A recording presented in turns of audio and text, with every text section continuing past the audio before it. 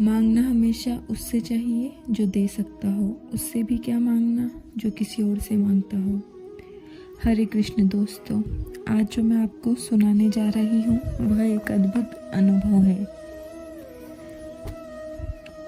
एक बार एक राजा था, भगवान कृष्ण का अनन्य भक्त। सुबह उठते ही अपनी दिनचर्या में सबसे पहले मंदिर जाना, भगवान की पूजा करना, भगवान को भोग लगाना, उसके बाद मंदिर की सीढ़ियों में बैठना। जब भी आप कभी मंदिर जाएं तो मंदिर में 2 मिनट के लिए बैठे ज़रूर, क्योंकि वहाँ की ऊर्जा बहुत अलग होती है। जब आपका शरीर वहाँ की ऊर्जा प्राप्त करता है तो आपका सारा व्यक्तित्व ही बदल जाता है। तो इसलिए मंदिर में जब भी जाएं वहाँ बैठे ज़रूर। तो ये राजा सीढ़ियों पर बैठता था। तो एक दिन हुआ ऐसे कि जब राजा सीढ़ियों पर बैठा हुआ था तो राजा के दोनों तरफ एक एक भिक्षुक बैठे हुए थे। तो एक भिक्षुक ने कहा, हे प्रभु, मुझे इतना दे कि मुझे जीवन में कभी भी भिक्षा मांगनी ना पड़े। तो दूसरे भिक्षुक ने कहा, हे राजा, तू तो बहुत धनवान है, जब तेरा मन करे तो मुझे इतना देना कि मुझे जीवन में कभी भी भिक्षा मांगनी ना पड़े। राजा ने दोनों को सुना और राजा विचलित हो गया और राजा वहाँ से अपने राजमहल को चला गया। अगले दिन राजा फिर आया, अगले दिन वही दोनों भिक्षुक मिले। वही बात फिर से दोहराई गई। राजा फिर से अपने राजमहल को चला गया और महल जाकर अपने मंत्री को बुलाया और पूरी बात बताई और कहा, मैं क्या करूं, मुझे तो कुछ समझ में ही नहीं आ रहा, मैं किसे दूं, यह भी समझ में नहीं आ रहा। तो मंत्री ने कहा, जो ईश्वर से मांग रहा है उसे तो ईश्वर दे ही देंगे, आप उसे दे जो आपसे मांग रहा है, क्योंकि वो सिर्फ आपसे ही तो मांग रहा है। राजा ने कहा कि ठीक है, मैं अगर सीधे ही उसे कुछ दूंगा तो दूसरे को बुरा लग जाएगा। तो एक काम करो, सुबह खीर तैयार करवा दो, मैं खीर के बर्तन में सोने की अशर्फियाँ डलवा दूंगा और उस भिक्षुक को दे दूंगा जो मुझसे मांगता है। अब राजा अगले दिन सुबह गया खीर का बर्तन लेकर, उसमें खीर और सोने की अशर्फियाँ हैं।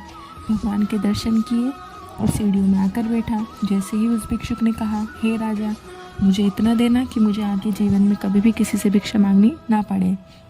तो राजा ने उसे खीर का बर्तन दे दिया और कहा, ये खीर तुम खाओ, आनंद आएगा, प्रसाद है ये भगवान का। और यह कहकर राजा मुस्कुराते हुए वहाँ से आ गए। राजा खुश था क्योंकि राजा ने अपना कर्म किया। इधर जो भिक्षुक था उसने दूसरे भिक्षुक को देखा और कहा, देखा, तू राजा से कुछ मांगता तो तुझे भी मिल जाता, पर तू तो भगवान से मांगता है और भगवान किसी को कुछ नहीं देते और ऐसे ही बैठे मुस्कुराते रहते हैं, ये किसी को क्या देंगे, ये तो पत्थर की मूर्ति है। तो दूसरे भिक्षुक ने कहा, कोई बात नहीं, जब मेरा ईश्वर देगा तभी लूँगा। अब इस भिक्षुक ने खीर खानी शुरू की, आधे से ज़्यादा खीर खा ली, फिर उसका पेट भर गया। तो इसे दया आ गई और इसने मन में सोचा, कोई बात नहीं है तो मेरा ही साथी। तो दूसरे भिक्षुक से कहा, चल खीर खा ले, आज का भोजन तो हो जाएगा तेरा, जब ईश्वर देगा तब दे देगा। और उसे खीर का बर्तन लेकर वहाँ से चला गया। इस भिक्षुक ने सोचा, प्रसाद है भगवान का, तो भगवान ने ही दिया है और घर जाकर आराम से खाऊंगा। तो ये भिक्षुक भी अपने घर चला गया। अगले दिन राजा फिर आया और सोचा, आज वो भिक्षुक जो उससे मांगता है आज तो वो नहीं मांगेगा। लेकिन राजा हैरान रह गया, वो भिक्षुक वहीं पर बैठा हुआ था, बल्कि जो दूसरा भिक्षुक ईश्वर से मांगता था वो वहाँ पर नहीं था। तो राजा ने भिक्षुक से पूछा, मैंने तुम्हें खीर दी, तुमने खाई नहीं। तो भिक्षुक ने कहा, मैंने खाई थी पर मेरा पेट भर गया, तो बची हुई खीर मैंने मेरे साथी को दे दी और वो आज आया ही नहीं। राजा मन ही मन मुस्कुराया। राजा ने भिक्षुक से तो कुछ नहीं कहा, लेकिन ईश्वर से जाकर माफ़ी मांगी।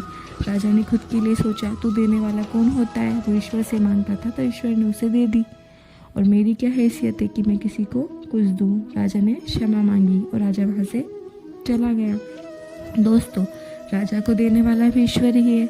इस पूरी सृष्टि में सब उसी के सामने झुकते हैं, तो फिर किसी और के सामने झुकने की आवश्यकता ही क्या है।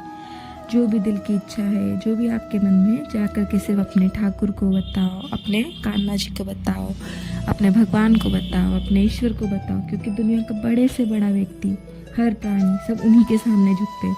जब तेज हवा चलती है तो पेड़ पौधे भी झुककर ईश्वर का नमन करते हैं।